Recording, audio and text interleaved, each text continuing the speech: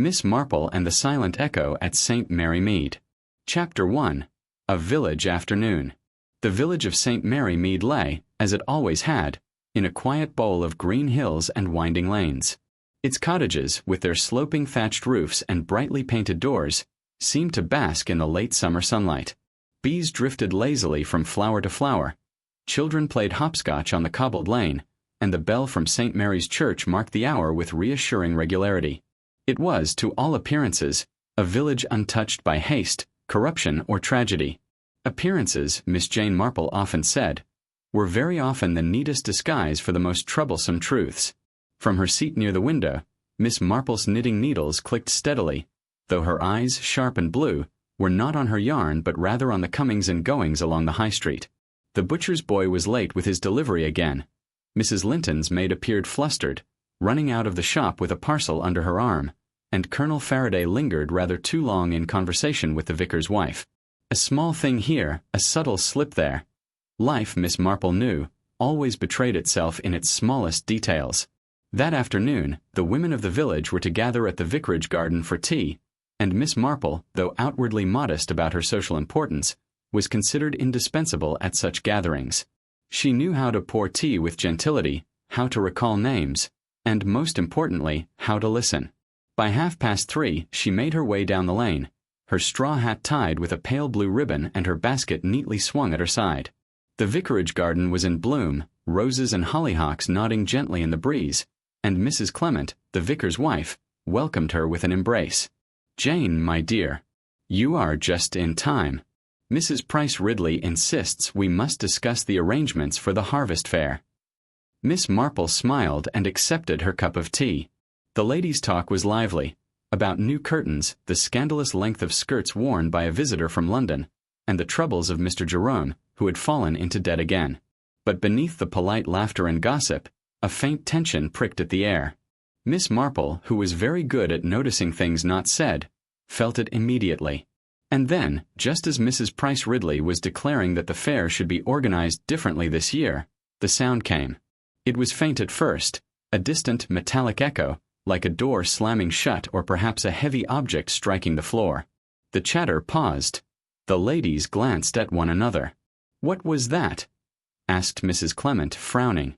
"Nothing, surely," said Mrs. Price Ridley briskly. "Some child playing with a dustbin lid, no doubt." But Miss Marple tilted her head. The sound, though faint, had not been playful. It carried a weight, a finality, the sort of sound that often announced something serious. Minutes later, a figure hurried into the garden. Young Lily Ann, the maid from Old Hall, her face pale and her apron askew. She was out of breath, her voice trembling.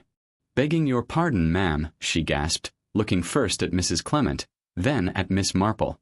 It's Mrs. Temple. She's been found in the attic. And she's not breathing." The garden fell into silence. The roses swayed in the breeze, the teacups rattled on their saucers, and every face turned pale.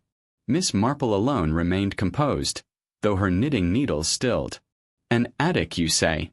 she asked quietly. "And no sound but that strange echo, just moments ago." Lily Ann nodded frantically. Miss Marple rose slowly to her feet, her expression unreadable.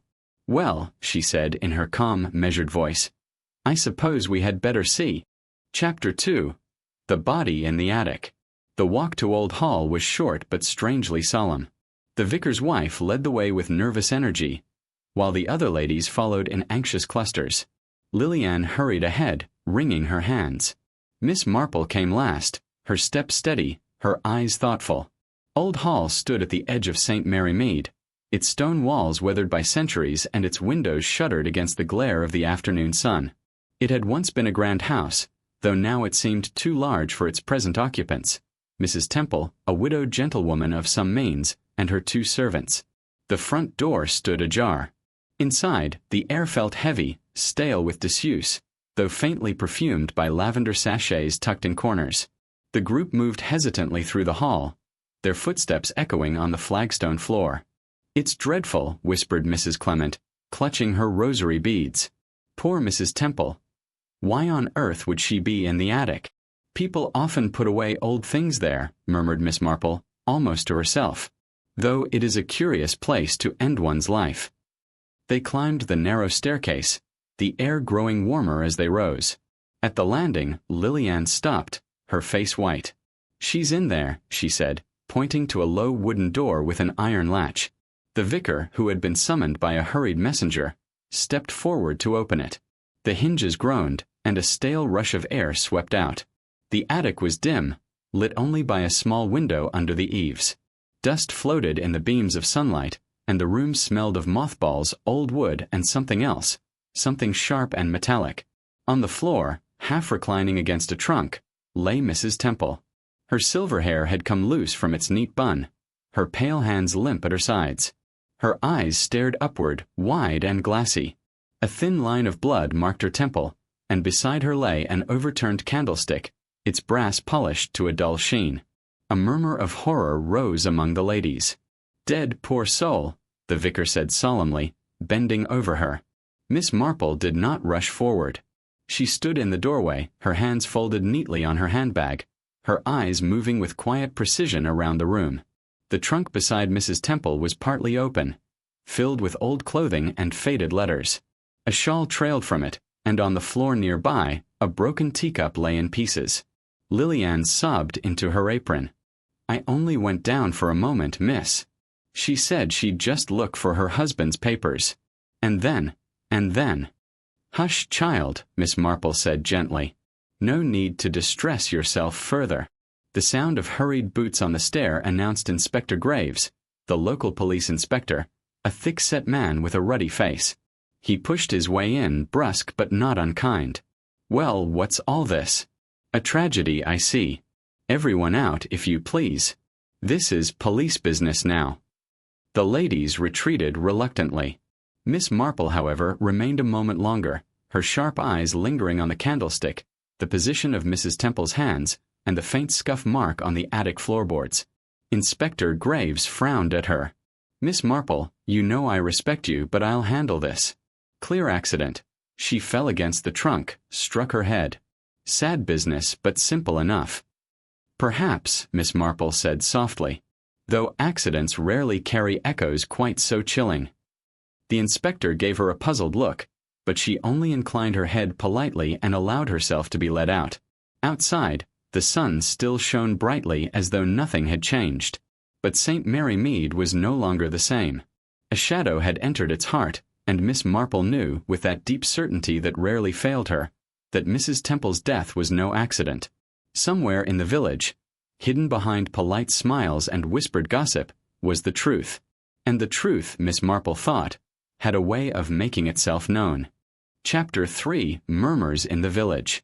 The news spread through St. Mary Mead as swiftly and invisibly as smoke through a thatched roof. One could almost imagine the gossip passing from door to door, carried not by post or telephone but by the invisible thread that seemed to connect the women of the village to one another's kitchens.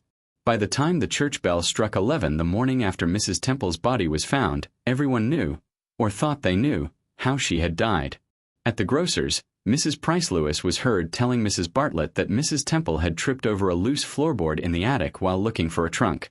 She was always poking about in places she had no business, she declared, weighing out a pound of sugar with unnecessary vigor. Mrs. Bartlett, however, had another version. "I heard from Mr. Pritchard at the post office that she was struck on the head with something heavy. A candlestick, they say. There was blood. Mark my words, it was murder." And so the tale grew, taking new shapes with every repetition. At the butcher's counter it was whispered that Mrs. Temple had been poisoned and dragged into the attic afterwards. In the tea-room, the more imaginative ladies insisted she had been hiding some scandalous secret, jewels, perhaps, or letters best left unseen, and that someone had killed her to keep them from discovery. Miss Marple, who had gone out that morning with a modest intention of collecting some sewing thread from the haberdasher, found herself waylaid at every turn. A nod from Mrs. Bartlett, a raised eyebrow from Mrs. Price Lewis, even a pointed remark from young Miss Hartnell about how some people simply can't keep themselves out of trouble, all reached her ears before she had finished her errands. She listened, as she always did, with a polite half-smile that had long since disarmed the village gossips. To each suggestion she murmured something non-committal. How curious, or one never knows, does one? But inside she was quietly taking stock. What struck Miss Marple was not so much what was being said, but how it was being said. The village was divided. Some spoke with an almost gleeful relish at the drama, others with a nervous hush as if fearing that violence might yet creep into their tidy lives. The difference, to Miss Marple's mind, was telling. By afternoon, the matter had reached the attention of the Women's Institute Committee, whose meeting that day was transformed from a discussion of the upcoming garden fete into a veritable tribunal. Miss Weatherby presided in her usual brusque manner, but even she could not prevent the conversation from straying. "I declare it's too dreadful," exclaimed Mrs. Price-Lewis, fanning herself vigorously. "An accident, the inspector says, but how convenient for him to close the matter so easily." "Convenient or not, Mrs. Temple was an old woman and prone to fancies," replied Miss Hartnell. "She could easily have gone stumbling about after something foolish and met with a fall. These things happen."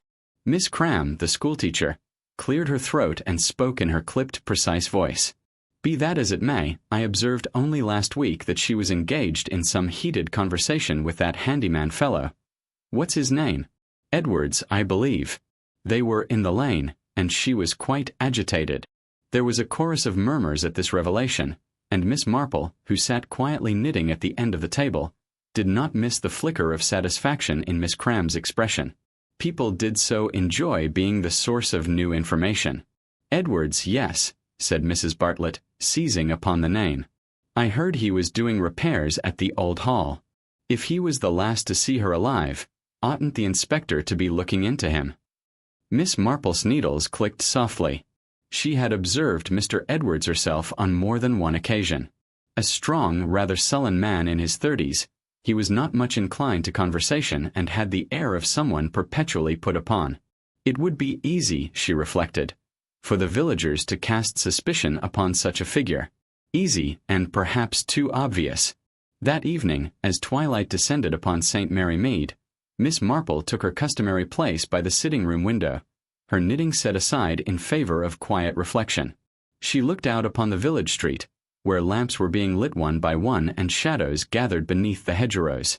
She thought of Mrs. Temple, a lonely woman, yes, but one who had lived with an air of guarded pride. Not beloved, perhaps, but not disliked either. What secrets had she kept, that her death should cause such a stir? And why, if it was an accident as the inspector claimed, did the story feel so incomplete? Miss Marple had learned long ago that people rarely acted without cause. Human nature, with all its petty jealousies, grudges, and ambitions, was at the heart of most mysteries.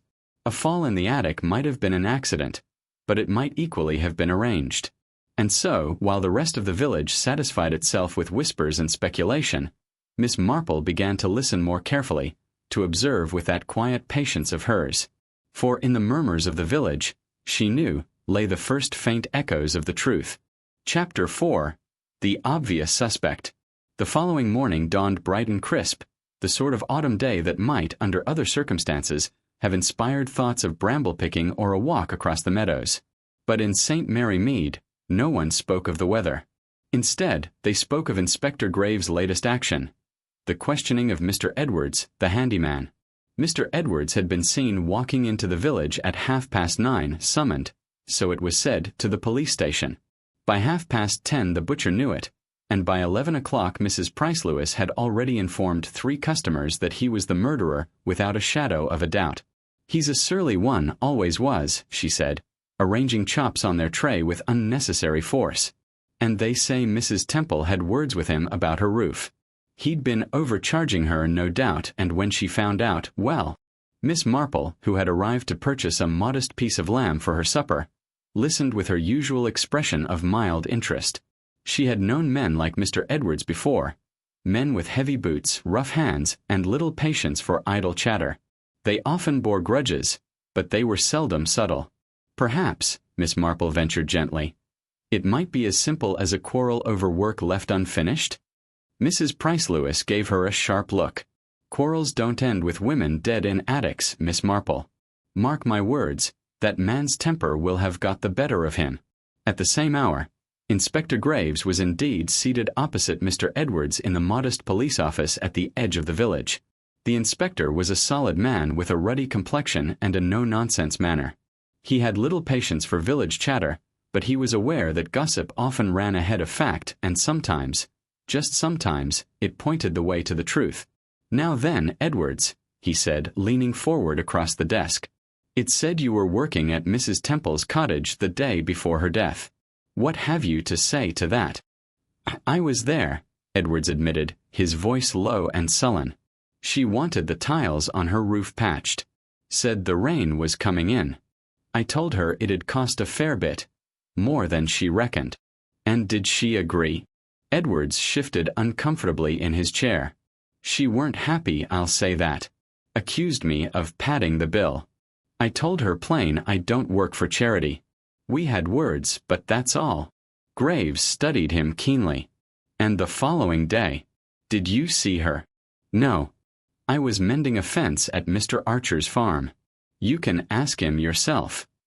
The inspector made a note, but his expression betrayed no opinion. Still, as far as the villagers were concerned, Edwards was as good as guilty. That afternoon Miss Marple encountered Mrs. Bartlett in the lane, breathless with excitement. "They've questioned him, you know," she exclaimed. "Mr. Edwards. And if you ask me, it's only a matter of time before they put him in handcuffs. Why else would the inspector be after him?" Miss Marple smiled faintly. "Why indeed," she murmured, though in her heart she thought otherwise. To her mind it was too easy. A quarrelsome handyman, a lonely old woman, an unfinished job. It was the sort of tale that fit together a little too neatly. Miss Marple had learned long ago that truth was seldom so obliging. That evening, seated once more by her window, she considered the facts as she knew them. Mrs. Temple had died in her attic. She had quarreled with Edwards about money. But what of it? Quarrels over money were as common in villages as dandelions in spring.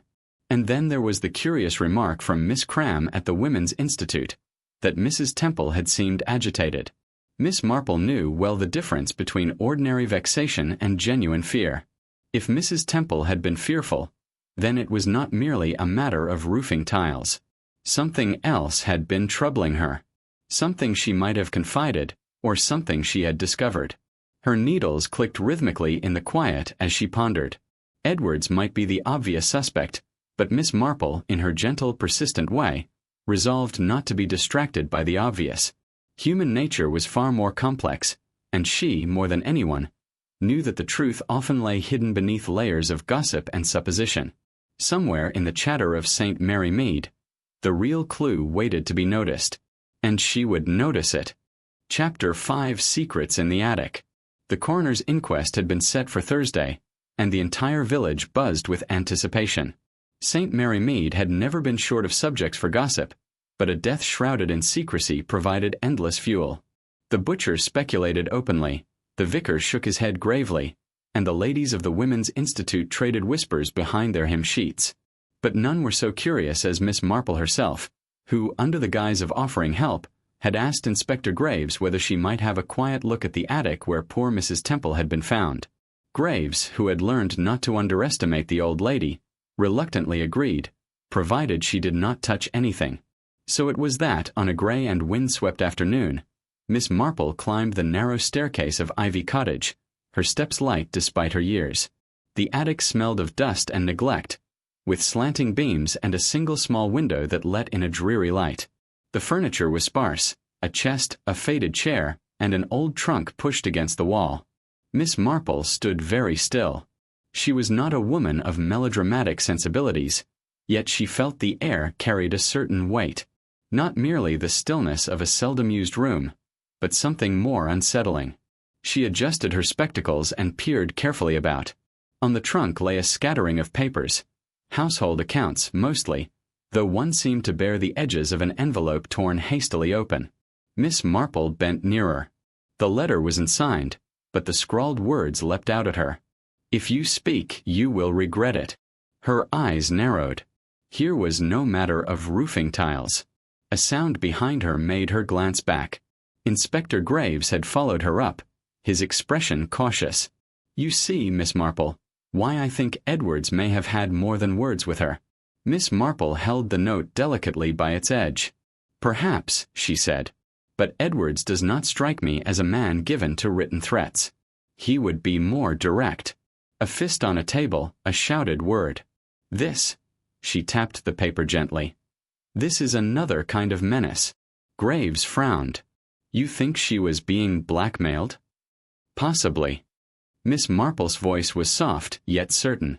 Or threatened to keep some secret. And if that is so, we must ask ourselves, what secret could Mrs. Temple hold, here in quiet St. Mary Mead, that would drive someone to such lengths? That evening, Miss Marple invited young Mrs. Hartnell in for a cup of tea. The young woman, who had been passing by with her basket, could hardly resist the lure of Miss Marple's scones and her gently probing questions. It was such a shock, wasn't it? Mrs. Hartnell said earnestly, dabbing at her eyes. Poor Mrs. Temple. I always thought she was a little peculiar.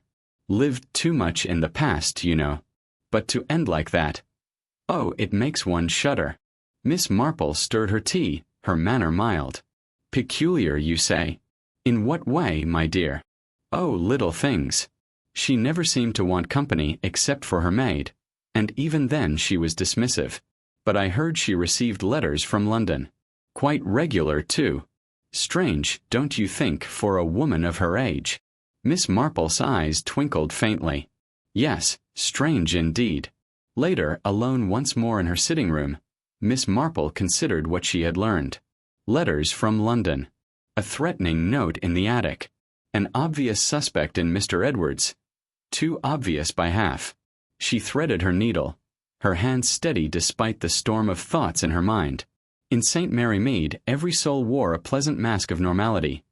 Yet behind the masks, human nature remained the same as anywhere. Driven by greed, fear, jealousy, and pride. Somewhere among them lay the truth of Mrs. Temple's death. And Miss Marple, with her patient eyes and quiet understanding, meant to find it. Chapter 6: A Whisper from London. The days following Mrs. Temple's death brought with them a curious tension. St. Mary Mead had always been a village where little escaped notice, where the angle of a hat or the lateness of a delivery might spark half a dozen conversations by evening. But now every word seemed laden with suspicion, every glance weighed down with unspoken questions. Miss Marple, seated by her garden gate with her knitting, appeared to be the very picture of harmless domesticity. But her mind was working carefully, weaving together fragments of gossip and detail much as her needles clicked the yarn into place. She had not forgotten Mrs. Hartnell's remark that Mrs. Temple had received letters from London. That, combined with the threatening note in the attic, was too peculiar to ignore. And so, with her usual quiet ingenuity, Miss Marple wrote a discreet letter of her own. It was addressed to an old acquaintance, Mr. Leonard Sharp, a retired solicitor who now spent much of his time in London clubs, where information of the useful sort often trickled through. Her request was simple. Might he make a quiet inquiry into Mrs. Elspeth Temple of St. Mary Mead, and discover if she had corresponded with anyone of note in recent years? Meanwhile, Inspector Graves was busy pursuing his own theory. He had taken to questioning Edwards, the gardener, with relentless focus. Edwards was a sullen man, broad-shouldered, with the look of someone accustomed to hard labor. His temper, too, was no secret in the village. I had words with her, yes, Edwards admitted when pressed, but I didn't touch a hair on her head. She threatened to dismiss me, that's all. Said she'd bring in some younger lad to tend the roses. Well, maybe I lost my temper, but I wouldn't kill her for it. Yet Graves remained unconvinced. To his mind, the simplest explanation was often the truest. A week later, Miss Marple received a reply from Mr. Sharp. She opened the envelope with the neat care of long practice. The letter within was short, but its contents made her pause. My dear Miss Marple, you were quite right to ask. Mrs. Temple maintained a curious correspondence with a gentleman by the name of Mr. Harold Winthrop, formerly of the Foreign Office. Their letters were frequent, though the tone was obscure, guarded, almost secretive. I should advise discretion. Yours, L. Sharp. Miss Marple folded the letter and placed it in her work basket, her mind turning it over and over. A Foreign Office man? In quiet St. Mary Mead? That suggested something far more delicate than village quarrels and domestic tempers. That evening, over a game of whist at the vicarage, Miss Marple gently steered the conversation toward Mrs. Temple. The vicar's wife, Mrs. Clement, had a sharp memory for detail and little restraint in sharing it. "Oh, she was an odd one, Elspeth Temple," Mrs. Clement said as she laid down her cards. "So refined, but so evasive. I once asked if she had family in London, and she grew terribly flustered. Almost dropped her teacup. And then, of course, she changed the subject entirely. Mark my words, she was hiding something." Miss Marple's lips curved into the faintest of smiles. Yes, indeed, something was being hidden. As the clock chimed 10 and she returned home through the darkened lanes, Miss Marple considered the shape of the puzzle. A widow with a guarded correspondence. A threatening note in the attic. A village bristling with gossip and suspicion. If Mrs. Temple had been silenced, it was not merely by chance. The silent echo of St. Mary Mead carried with it a whisper from London, an echo that might, if traced carefully, reveal a secret worth killing for. And Miss Marple, though small and unassuming, was determined to listen until she heard it clearly. Chapter 7. A stranger at the vicarage. The village was never entirely free of visitors. Friends, relatives, the occasional rambling tourist. Such comings and goings were hardly remarkable. But when a newcomer appeared at the vicarage one brisk morning, Miss Marple, passing by on her usual walk, felt the subtle shift in atmosphere that accompanies significance. The stranger was a tall man in his late 40s, dressed neatly though with an air of restraint, as though he wished not to be noticed. He carried himself with the easy authority of one used to official halls, not cottage lanes. Miss Marple observed as he greeted the vicar with a firm handshake, introducing himself as Mr. Harold Winthrop, the very name from Mr. Sharp's letter.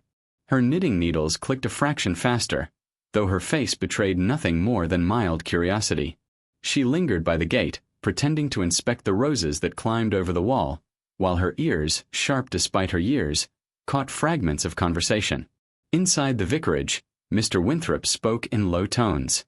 "I was acquainted with Mrs. Temple some years ago," he said. "We corresponded occasionally. I was shocked to hear of her sudden death. Quite unnatural, I suspect."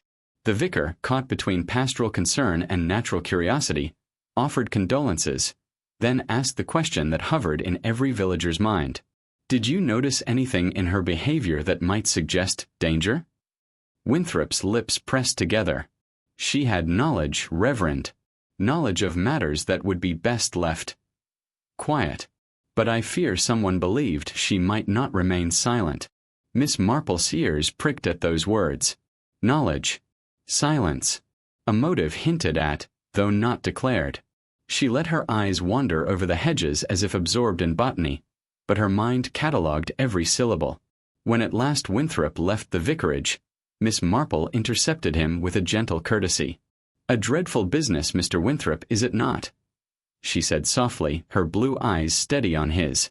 "One always wonders in such cases whether the past has reached out its hand into the present." He regarded her with a faint start, as though recognizing that the frail elderly lady before him was not as simple as she appeared. "Quite so, madam," he said after a pause. "And sometimes the past holds more danger than the present ever could." That night, gossip swirled like autumn leaves. Word spread swiftly that Mrs. Temple had a London gentleman who had come calling. Some whispered of secret affairs, others of debts, still others of espionage, a fanciful tale likely inspired by too many evenings spent reading novels. Inspector Graves, however, was not amused. He sought out Winthrop the very next morning. "You claim you knew the deceased," Graves said brusquely. "What exactly bound you together?" Winthrop gave a carefully measured reply. "We were colleagues of a sort. She had information once entrusted to her. Harmless now, or so I believed. But clearly I was mistaken." Graves frowned. "Information? What kind of information?" Winthrop's mouth thinned. "The kind I cannot disclose." By then, Miss Marple had reached her own quiet conclusion. The murder of Mrs. Temple was not merely a village squabble elevated to tragedy. It was connected to something far beyond the hedges and roses of St. Mary Mead. And if Mr. Winthrop had travelled down from London, it meant that the echo she had sensed was growing louder. As she sat that evening with her teacup steaming gently in the lamplight, she murmured to herself, "People are never so very different, whether in government offices or country cottages. Vanity, jealousy, fear, they remain the same. The trick is to notice the little things. Always the little things." And Miss Marple, with her quiet wisdom, intended to notice them all. Chapter 8. The Rose Garden Discovery. The following morning dawned with deceptive serenity. A thin veil of mist hung over the hedgerows, and the village, freshly washed by a night's rain, smelled of damp earth and roses. Miss Marple, taking her usual stroll toward the vicarage, noticed an unusual stir among the villagers. Word had spread that something unpleasant, had been found in Mrs. Temple's garden. When she arrived, she found Inspector Graves already present, standing stiffly beside a pair of constables. The vicar's wife, pale with excitement, whispered in low tones to Mrs. Price Ridley, who in turn clutched her parasol as though it were a sword. "What on earth has happened?" Miss Marple asked gently, her knitting bag swinging from her arm. "It's the rose bed, Miss Marple," whispered Mrs. Price Ridley dramatically. "They've been digging and found something dreadful." The rose garden, usually a place of gentle beauty, now resembled a battlefield. A constable had unearthed a small rusted tin box from beneath the soil. Inside, wrapped in oilskin, were several letters so carefully hidden that their concealment spoke louder than any words they contained. Inspector Graves examined the papers, his brows knitting as he read. "Confidential correspondence," he muttered. "Official seals, dates from the last war." Miss Marple, though outwardly calm, felt the sharp spark of understanding. The war had left many scars, some visible, others buried deep in memory.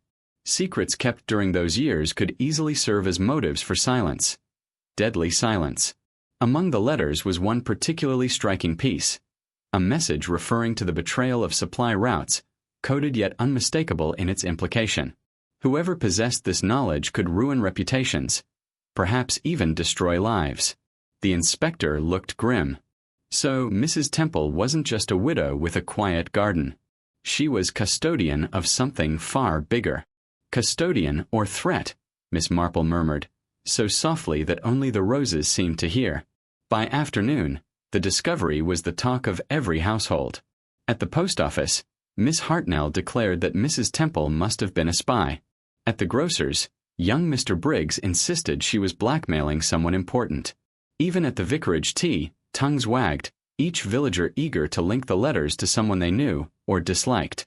Miss Marple, however, watched quietly. She noted the flicker of alarm in Mrs. Lestrange's eyes when the word letters was mentioned. She saw how Mr. Winthrop kept to himself, his jaw tight, as though calculating how much was now lost. She noticed, too, the odd relief that passed over Colonel Hargrave's face, quickly masked by indignation.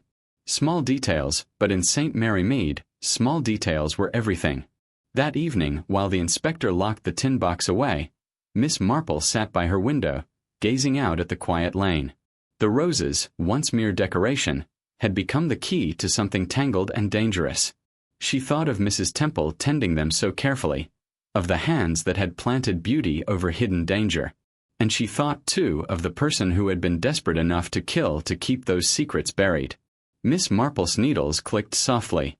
She knew, with the certainty born of long observation, that the garden was not the only thing hiding secrets in St. Mary Mead. Chapter 9. A Whisper Overheard. The village was quieter the next morning, though the calm was deceptive, like a pond hiding ripples beneath the surface. Gossip had not lessened. It had only grown more refined, carried in hushed tones behind lace curtains and shared in cautious nods at the butchers or over garden fences. Everyone now spoke of the letters, though few admitted it openly. Miss Marple, as was her habit, took her walk through the high street just after 11. It was here, by sheer coincidence, or so it appeared, that she came upon two figures speaking in urgent whispers at the corner near the old milliner's shop. The figures were none other than Mrs. Lestrange, pale and tense, and Mr. Winthrop, the solicitor. They had not seen her at first, and she, being of a nature both discreet and unobtrusive, paused only long enough to hear a fragment of their exchange. "If those letters are read, everything will come out," Mrs. Lestrange said, her voice sharp with fear. Mr. Winthrop replied in a low growl, "Then we must ensure they are never read. Do you understand?" Miss Marple did not linger. She moved on at her unhurried pace, though her heart tapped a little faster beneath her sensible coat. She had lived long enough to know that whispers overheard, even in fragments, could reveal more truth than a full confession. That afternoon she made a quiet visit to the vicarage, under the pretense of delivering a jar of gooseberry jam. Once inside, however, she asked Mrs. Clement whether she had seen Mrs. Lestrange of late. "Why, yes," said Mrs. Clement, surprised. "She came to the church hall last week, rather suddenly, asking about parish records. She seemed agitated." Miss Marple tucked that away with all the other small pieces. Parish records. Hidden letters. And now a whispered plan to silence the past. Meanwhile, Inspector Graves pressed forward with his investigation. He questioned Colonel Hargraves, who declared stoutly that he had never heard a word about such nonsense, and would personally horsewhip anyone who suggested otherwise. He questioned Mrs. Price Ridley, who simpered that Mrs. Temple was a lonely woman, probably confused. Yet all the inspector's formal inquiries yielded less than the scraps Miss Marple gathered from everyday chatter. That evening, Miss Marple walked her garden path, the twilight cool around her, the sound of a nightingale just beginning. She reflected, as she often did, on human nature. People like to think themselves unique in their sins, but patterns repeated across generations. Fear of exposure, the weight of shame, the lengths to which people would go to hide what they could not face, these were as constant as the roses that bloomed each summer. And so she knitted, her needles flashing in the fading light, her mind replaying the whispered words, "We must ensure they are never read." It was a promise, she knew, and promises of that sort were rarely idle. Chapter 10, The Village in Shadows. The following morning, St. Mary Mead wore a cloak of unease. The shops opened as usual, the milk cart rattled along the lane, and the vicar delivered his sermon at morning prayers. Yet beneath the ordinary rhythm there was something else. Suspicion, like a thin fog curling around doorways. Every villager seemed to watch the other with narrowed eyes. Whispers about the letters had traveled farther than Miss Marple expected. At Mrs. Hartnell's, the talk over a cup of strong tea concerned who might have written them. At the greengrocer's, Mrs. Price Ridley loudly declared that people ought to mind their reputations before speaking ill of others, yet her words only fueled speculation. Even the children, usually free of such matters, played their games differently, turning hide and seek into a version of Find the Murderer, much to the horror of their mothers. Miss Marple, in her quiet way, visited the High Street once again. She noticed that Mr. Winthrop, the solicitor, had not opened his office that day. His shutters were drawn, and a note pinned to the door read, "Closed until further notice." Odd, Miss Marple thought, for a man with so many clients to disappear without warning. At the post office, she observed Mrs. Lestrange, pale and hurried, purchasing stamps with trembling fingers. When the young clerk offered to help, she snapped, "No, no, I'll manage," and rushed away with an envelope clutched tightly in her hand. Miss Marple, of course, did not follow, but she noticed the way Mrs. Lestrange glanced over her shoulder like a hunted creature. That evening, Inspector Graves called at Miss Marple's cottage. He seemed wearier than before. "Another dead end," he confessed, accepting a cup of tea. "I can't get these villagers to speak plainly. They circle about like hens in a storm." Miss Marple smiled kindly. "Human nature, Inspector. People rarely say what they mean, and even less often what they know. But they always reveal themselves, through fear, through habit, through the little slips one scarcely notices." He gave her a long look. "You've heard something?" "Only what one always hears in a village," she replied gently. "But there are shadows gathering, Inspector. One must take care, for shadows often hide more than they reveal." That night, as the church bell tolled 9, Miss Marple sat at her window. She could see the High Street below, dimly lit by gas lamps. A figure hurried past, Mrs. Lestrange again, her shawl wrapped tight, her steps quick.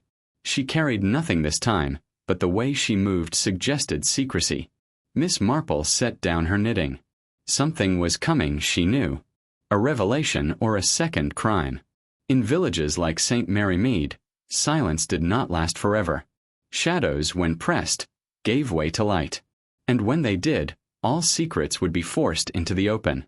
All right, Cherry Blossom carrying forward. Here's the next installment. Chapter 11. An Unexpected Visitor. It was a damp morning in St. Mary Mead, the kind that blurred the outlines of the cottages and left cobblestones slick with rain. Miss Marple, wrapped in a pale blue shawl, had just settled down with her knitting when the sound of carriage wheels broke the stillness. Few visitors arrived unannounced in the village, and fewer still at so early an hour. A knock came, brisk and unfamiliar. When Miss Marple opened the door, she was greeted by a tall gentleman in a dark overcoat, rain dripping from the brim of his hat. He removed it politely. "Miss Jane Marple?" he asked, his voice measured. "Yes, indeed," she replied, studying him with her gentle but penetrating eyes. "My name is Edmund Lyon. I believe my aunt, Mrs. Lestrange, lives in this village. I arrived from London only last night, and I am told you are someone who observes things." Miss Marple invited him in.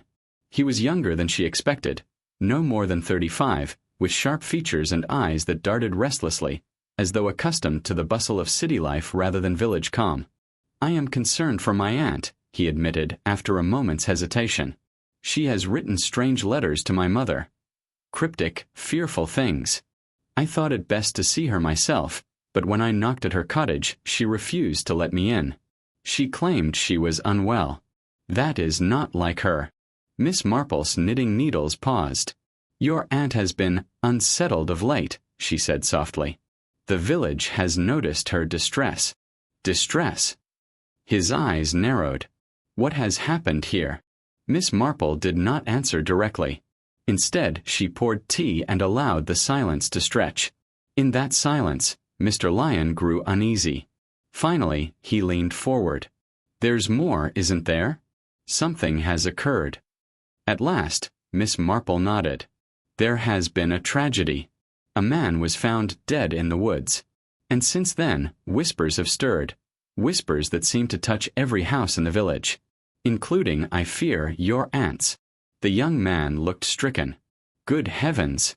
And you believe she is in danger?" Miss Marple's eyes twinkled, though her voice was grave. "I believe danger comes to those who carry secrets too heavily. Your aunt's hands tremble with more than illness." Just then, another knock sounded. Inspector Graves stepped in, rain dripping from his boots. His eyes flicked from Miss Marple to the stranger. "And you are?" the inspector asked. "Edmund Lyon. Mrs. Lestrange is my aunt." Inspector Graves' brows lifted. "Well, that explains her sudden attempts to post letters at odd hours." He turned to Miss Marple. "You see, we're getting somewhere. But I'll need to speak with him formally." Miss Marple only smiled faintly. "Yes, Inspector. But tread carefully. Some truths, once spoken aloud, refuse to remain quiet." That afternoon, word of Edmund Lyon's arrival spread faster than wildfire. At the grocer's, Mrs. Hartnell declared he looked too London smart for her liking. At the vicarage, Mrs. Price Ridley whispered that his aunt had once been seen crying by the churchyard at midnight. Everywhere, suspicion deepened. But in her quiet cottage, Miss Marple sat with her knitting, her mind circling the puzzle. An unexpected visitor often carried with him more than coincidence, and she could not shake the sense that Edmund Lyon's sudden appearance might unravel everything, or tangle the web further still. Chapter 12. Secrets at Dusk. The village wore an uneasy hush as evening fell. St. Mary Mead always seemed smaller at dusk, its cottages pressed closer together, as if drawing inwards against whispers that traveled more easily after dark. Lamps glowed faintly in windows, and the scent of wood smoke lingered in the damp air. Miss Marple, walking with her shawl drawn close, passed by Mrs. Lestrange's cottage. The curtains were drawn tight, but a faint light flickered inside. She paused for a moment, noting the silence, the way the garden gate creaked slightly in the wind, as though the house itself strained to keep its secrets hidden. Later that night, in the drawing room of the vicarage, a small gathering had assembled, quite by accident, or so it seemed. Mrs. Price Ridley, Colonel Melchett, and Dr. Haydock sat together, teacups in hand, while the vicar and his wife tried, with little success, to steer the conversation away from the murder. "It's clear enough to me," Mrs. Price Ridley announced with authority. "The poor man was caught in some dreadful business with outsiders. That nephew of Mrs. Lestrange. What's his name? Edmund? He looks the sort who'd bring London trouble with him." Colonel Melchett harumphed. "Nonsense, madam. The police have not yet drawn such conclusions." Dr. Haydock, his eyes narrowed, murmured, "Sometimes it is the ones closest to us who do the greatest harm. People rarely suspect family." Miss Marple, who had been sitting quietly by the fire with her knitting, lifted her gaze. "And yet," she said softly, "family ties can also be the strongest shield. People protect their own, sometimes at great cost. One must always ask, who benefits from silence?" The room fell quiet. Even Mrs. Price Ridley seemed momentarily struck dumb. It was at that precise moment that the vicar's maid entered, pale and flustered. "Beg pardon, sir," she said to the vicar, "but a note was left at the door. No one saw who delivered it." The vicar unfolded the paper. His hand trembled slightly as he read aloud, "Stop digging into the past, or another grave will be filled." A murmur of horror rippled through the room. Mrs. Price Ridley gasped and declared it perfectly wicked. Colonel Melchett demanded the note be turned over to Inspector Graves at once. But Miss Marple leaned forward, eyes fixed upon the paper. "Handwritten, not typed," she observed softly. "And in some haste the ink blot gives that away." The writer was not only frightened, but also familiar with this house. They knew the vicar would be at home this evening. She looked around the room, her expression mild, though her mind was racing. Someone nearby was trying desperately to frighten them into silence. But silence, Miss Marple knew, was the one thing that kept murderers safe. Later, as she walked home through the misty lanes, Miss Marple allowed herself a small sigh. Secrets had begun to slip through the cracks of polite smiles and drawn curtains. But the question remained, whose secret was so dangerous that it was worth killing for, and worth killing again if need be? She tightened her shawl as a chill breeze stirred. Somewhere in St. Mary Mead, darkness was gathering, and dusk was no longer a time of rest, but of peril. Chapter 13. The Vicarage Confession. The vicarage clock struck 8 as the household settled into uneasy quiet after the disturbing note. Though the teacups had long been cleared away, the sense of dread lingered, heavy as smoke in the drawing room. The vicar himself, usually a pillar of calm, paced back and forth, hands clasped behind his back. "I cannot fathom it," he muttered. "Who in our small community would stoop to such cowardice?" Mrs. Price Ridley had departed in a flurry of righteous indignation, and Colonel Melchett had gone straight to the inspector. Only Dr. Haydock remained behind, his eyes sharp upon the vicar. He seemed troubled, though his voice was even. "Sometimes," he said, "cowardice wears the mask of desperation." Miss Marple sat quietly, knitting needles clicking softly. She had seen this before, fear driving men and women alike to acts they would never otherwise dare. It was not bravery that made people kill. More often, it was fear of exposure. At last, the vicar sank into his chair, shoulders bowed. His wife placed a hand upon his arm. Her eyes filled with silent encouragement. He cleared his throat, his voice low and strained. "There is something I must tell you all," he said. "Something I have kept hidden far too long. It concerns the late Mr. Harwood." Miss Marple's knitting paused mid-stitch. The vicar's confession came haltingly. Words dragged as though each carried a weight upon his soul. "Years ago," he began, "Mr. Harwood served as treasurer of our parish fund. A respectable role, and he carried it well, until irregularities began to show. Money missing. Accounts that did not balance. I confronted him, of course, but he swore the mistakes were mere clerical errors. For the sake of the parish and to avoid scandal, I let the matter rest." Dr. Haydock's eyes narrowed. "And did the matter rest?" The vicar shook his head miserably. "No. He replaced what was missing, time and again. But the whispers began. I feared they would ruin him, and the church as well. So I said nothing. But lately, before his death, he came to me agitated. He spoke of a past debt, of someone who had returned to collect on it. Miss Marple leaned forward slightly, her voice calm. And did he say who that someone was? The vicar hesitated, then shook his head. No, only that the past was never truly buried. He seemed terrified. The room was silent except for the faint crackle of the fire. Miss Marple's eyes softened. She had long learned that sin, when buried, grew roots that pushed their way back to the surface. A man's mistakes never vanished. They simply waited for the right soil. As the evening drew late, Miss Marple left the vicarage. The stars were faintly visible through the drifting mist, and the church bell gave a low, mournful toll. She walked slowly, her mind piecing together the vicar's confession with the note, with the gossip, with the sudden silences that had fallen whenever Mr. Harwood's name was mentioned. A picture was forming, still blurred, but with edges sharp enough to wound. And in the quiet of St. Mary Mead, Miss Marple whispered to herself, "The truth is never silent for long." Chapter 14, A Shadow in the Garden. The gardens of St. Mary Mead lay hushed beneath the weight of twilight. Dew clung to the roses, their petals heavy and fragrant in the cooling air. Miss Marple moved quietly along the gravel path, her shawl drawn close against the evening chill. She had often said that gardens revealed more than parlors. Plants, like people, told the truth if one cared to look. And tonight she was looking. Earlier that afternoon, Mrs. Price Ridley had been overheard whispering to Miss Hartnell that the vicar's confession was but a smoke screen for something far darker. Gossip spread faster than ivy in St. Mary Mead, and already the villagers suspected hidden motives, concealed betrayals, and the hand of scandal. But it was not gossip that drew Miss Marple out tonight. It was movement, something she had glimpsed through her lace curtains not an hour ago. A shadow in the vicarage garden, lingering where no shadow should linger.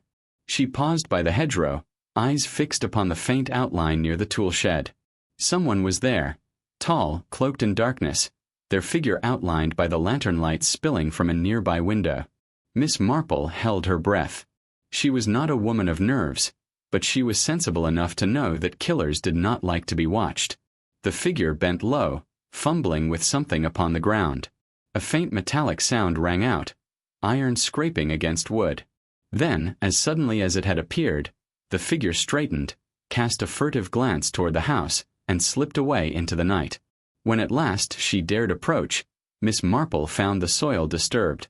Kneeling down with surprising ease for her age, she brushed back the dirt.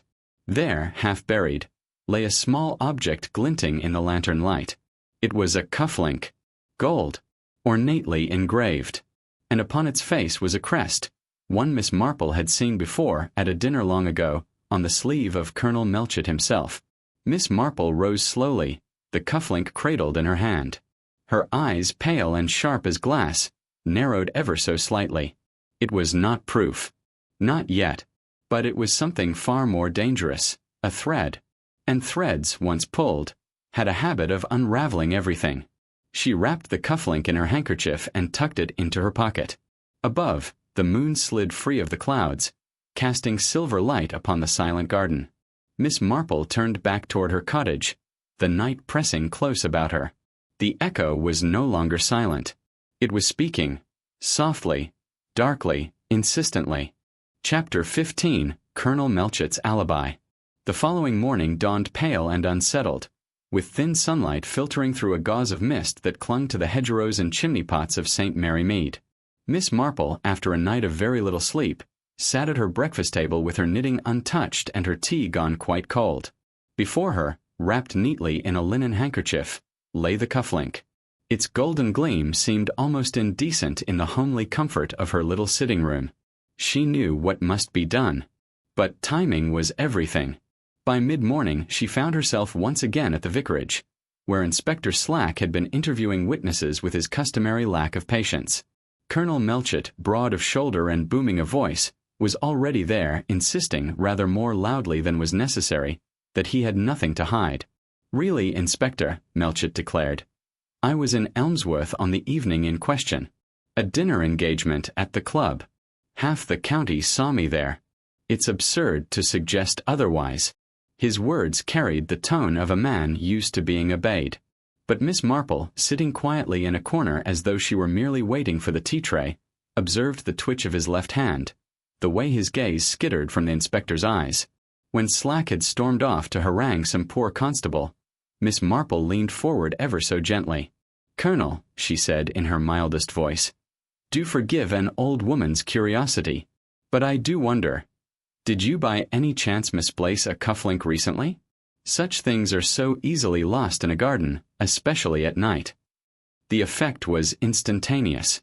Melchit's ruddy face darkened, his mouth opening and closing like that of a fish pulled too quickly from water. "A cufflink? In the garden? My dear Miss Marple, well, yes, I may have misplaced one months ago, but—" He stopped, realizing too late that he had said too much. Miss Marple's knitting needles clicked softly as she resumed her work, as though nothing unusual had been said. "How very trying for you," she murmured. "One does like a set to remain whole." Melchit blustered, then hurried from the room with a stiffness that betrayed his discomfort. Later that afternoon, the inspector cornered Miss Marple outside the church. "You've been stirring him up, haven't you?" Slack growled. "Well, I'll tell you this. Melchit's as solid as they come. War hero. Magistrate. And I've got 3 witnesses who swear blind he was in Elmsworth at the time of the murder." Miss Marple looked up at the inspector with the serene patience of a woman accustomed to being underestimated. "Yes, Inspector. I dare say they do swear it. And yet—" She paused, letting the words dangle in the misty air. "One wonders what precisely they saw and when." Her eyes, blue and sharp as frost, lingered on the inspector's face. Then she turned and made her way slowly toward home, her cane tapping softly against the cobblestones. The cufflink weighed heavily in her pocket. And heavier still was the suspicion that Colonel Melchit's story, like so many told in St. Mary Mead, was not quite as sound as it first appeared. Chapter 16: Secrets in the Vicarage. The vicarage at St. Mary Mead was usually a place of calm industry, its garden tended by the ever-patient Griselda, its study stacked with the Reverend's untidy piles of sermons and theological journals. But on that damp afternoon, a hush seemed to hang over the house like a curtain drawn against unwelcome light. Miss Marple was ushered in by Griselda herself, whose usual cheer was dampened by a trace of unease. "I do wish Leonard wouldn't involve himself so," she whispered, her hands twisting the corner of her apron. "He's been questioning half the parish. And people do talk, you know. Some of the things I've overheard are, well, frightfully unkind." Miss Marple merely nodded, for she had come to expect that gossip in a village was both inevitable and, if one listened properly, remarkably informative. In the study, the Reverend Leonard Clement looked more troubled than she had ever seen him. He rose from behind his desk, spectacles in hand, and greeted her with a distracted air. "Ah, Miss Marple, I suppose you've heard the latest. Colonel Melchit's alibi seems watertight, yet I can't shake the feeling something is off. Slack won't hear a word against him, of course. But there are whispers. Too many whispers." "Whispers are often the beginning of truth," Miss Marple said gently, settling into a chair with her knitting bag at her side. "Though one must be careful to untangle them from malice." The Reverend sighed and leaned against the desk. 2 nights ago, Mrs. Price Ridley swears she saw Melchit's motor car outside the village hall well past midnight. Yet he insists he never returned from Elmsworth until dawn. And now Griselda tells me that young Tommy Pierce, he was loitering outside the public house, claims he heard a man's voice raised in anger near the vicarage garden that same night. Miss Marple's needles clicked softly as she listened, her eyes fixed on a single loop of yarn as though it held the answer to all life's mysteries. "Voices in gardens at odd hours," she murmured. "Such things rarely bode well. Tell me, Leonard, does your garden path still lead out toward the field gate behind the churchyard?" The vicar frowned. "Yes, though it's seldom used now." And yet, one imagines, it might provide a discreet route for anyone wishing to avoid the main road." Her voice was mild, almost conversational, but her words struck the Reverend with the quiet force of a bell tolling at dusk. Griselda reappeared with tea, though her hands trembled as she poured. "It's dreadful, Miss Marple. To think that someone here among us could be capable of such a thing. I hardly know who to trust any more. Miss Marple patted her hand kindly. My dear, trust is a delicate flower. It thrives only in good soil. But in poor soil, well, it withers. And sometimes what looks like withering is only concealment. The room fell silent save for the ticking of the clock on the mantel. Each second seemed to carry a heavier weight than the last. When Miss Marple finally rose to leave, she paused at the door. Reverend, she said softly, it may be that the truth lies not in where Colonel Melchett was, but in what he wished people to believe. She departed into the misty twilight, leaving the vicar staring after her with a troubled heart, and Griselda clutching the teapot as though it might shatter in her hands. For in St. Mary Mead, secrets were no longer whispered, they were beginning to echo. Chapter 17. The Visitor at Dusk. The air that evening carried a strange hush, as though the village itself were holding its breath.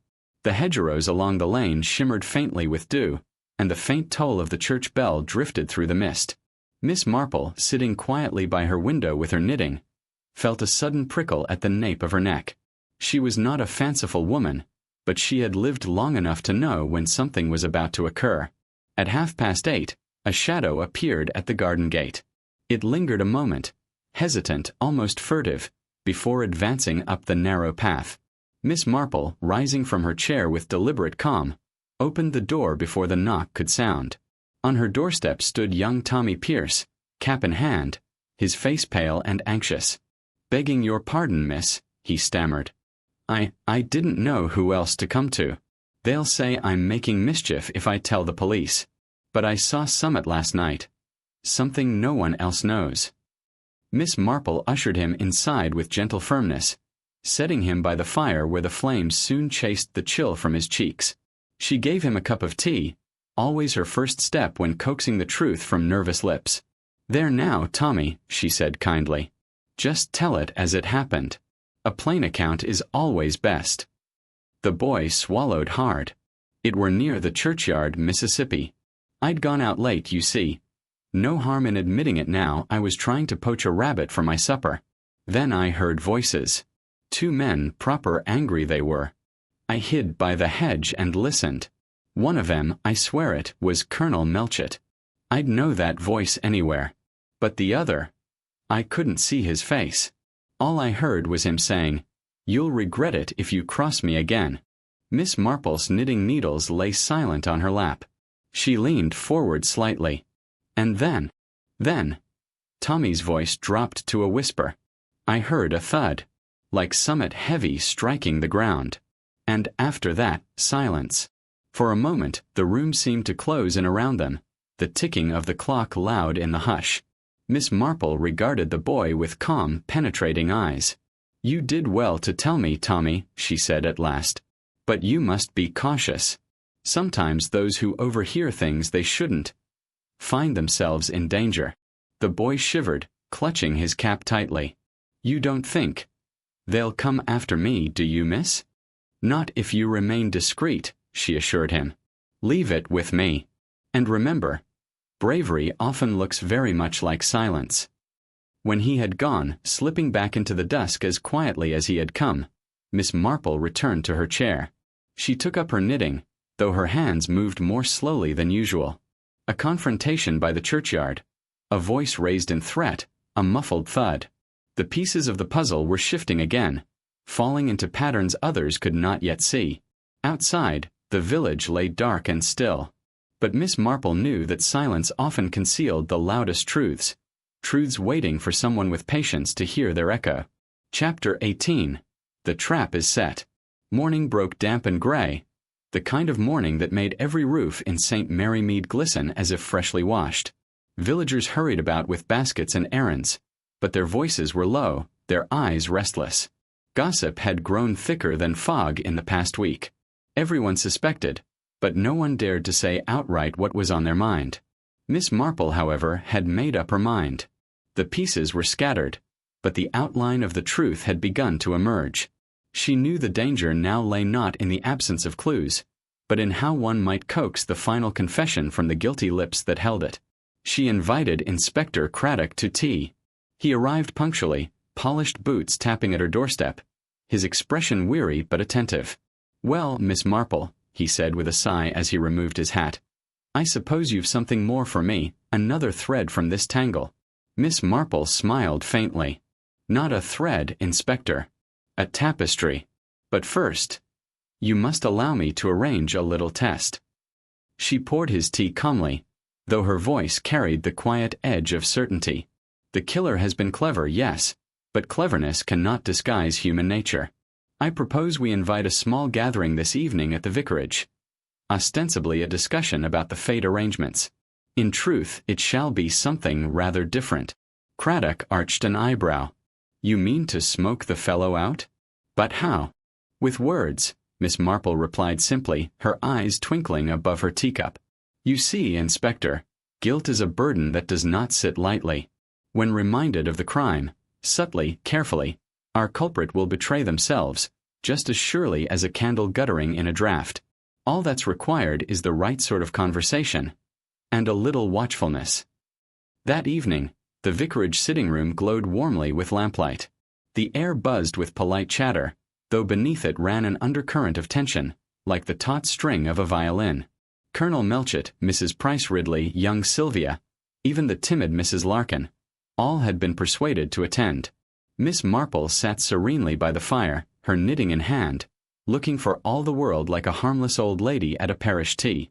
But behind those mild blue eyes, her mind was sharp as a blade. She noted the Colonel's stiff posture, Sylvia's nervous glances, and the way Mrs. Price Ridley's hands fluttered like restless birds. Each reaction mattered. Each word was a stone dropped into still water, sending ripples outward.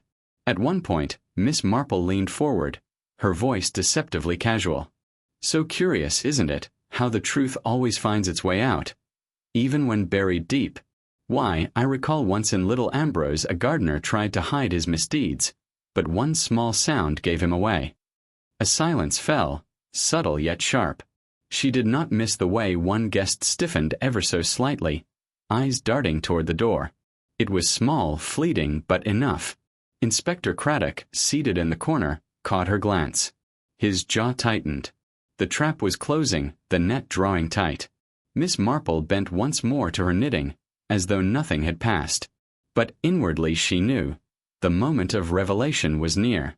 Tomorrow, the village would no longer whisper. It would know. Chapter 19. The Mask Cracks. The gathering at the vicarage had dispersed into the misty night, each villager slipping away with forced politeness and hushed goodnights. But for one, the evening had been unbearable. Their mask of composure had faltered, if only for a fleeting instant, yet Miss Marple had seen it.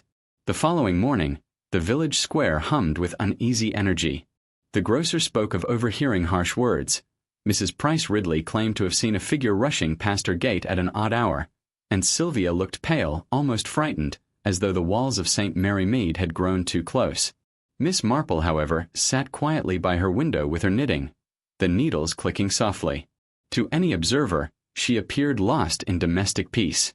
But her mind worked steadily, examining that flicker of panic she had witnessed. She knew whose mask had cracked. Inspector Craddock arrived not long after, his expression grim. "You saw it too, didn't you?" he asked without preamble. "I did indeed," Miss Marple replied. "It was the smallest thing, a tightening of the hand, a glance toward the door when there was no need. One cannot feign innocence forever, Inspector. Sooner or later, the truth strains through the seams." Craddock rubbed his temples. "But it isn't enough. Suspicion is one thing, evidence another. We need them to give themselves away entirely." Miss Marple's eyes glimmered with quiet determination. "Patience, Inspector. The guilty are clever, yes, but cleverness breeds overconfidence. They believe they've fooled us, which makes them careless. Already the mask has slipped. Soon it will fall away altogether." She paused, her voice soft but resolute. "The next step is to let them speak unguarded. For when people believe they're safe, they tell the truth in ways they never mean to." That afternoon, the village seemed caught in a strange stillness. A cold wind rustled through the hedgerows, rattling shutters and carrying with it the faint scent of rain. The villagers went about their routines, yet watchful eyes followed each other at every turn. At the inn, laughter rang a little too loudly. At the post office, conversations cut off when someone else entered. The whole of St. Mary Mead seemed to be waiting. For what, no one could quite say. Miss Marple walked the lane slowly, her shawl pulled close, stopping here and there to exchange small pleasantries. But beneath her gentle smile, she was observing every gesture, every nervous tick, every attempt to appear unbothered. And then it happened. A single slip. A single phrase, spoken too hastily by the very person she suspected. Their attempt to explain themselves contradicted a detail only the murderer could have known. Miss Marple's eyes lingered a moment longer, her expression mild. She said nothing, only nodded as though in sympathy. But inside she knew. The mask had cracked fully now. The truth was spilling out, and there would be no hiding it much longer. Chapter 20. The Final Unmasking.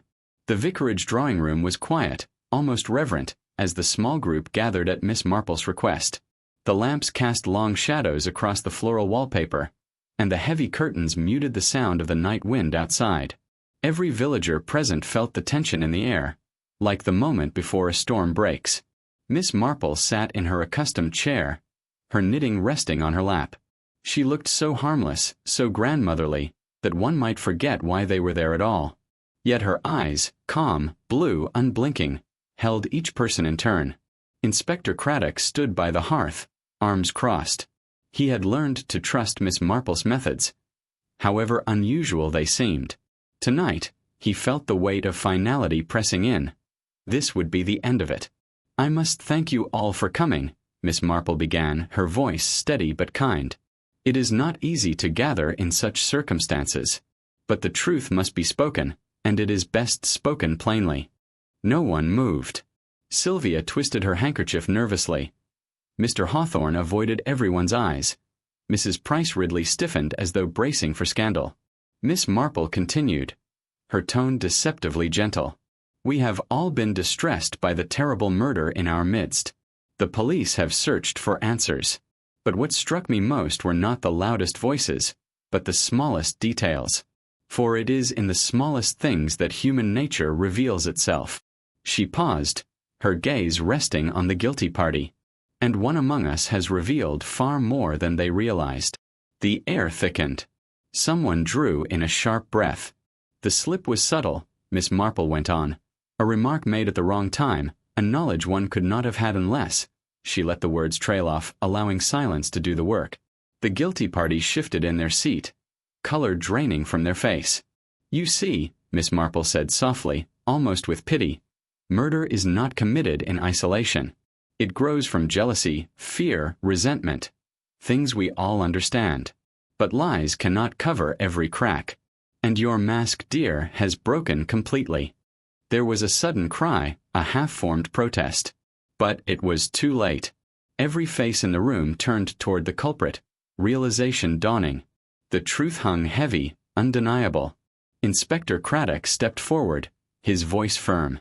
"It's over. There's no use denying it now."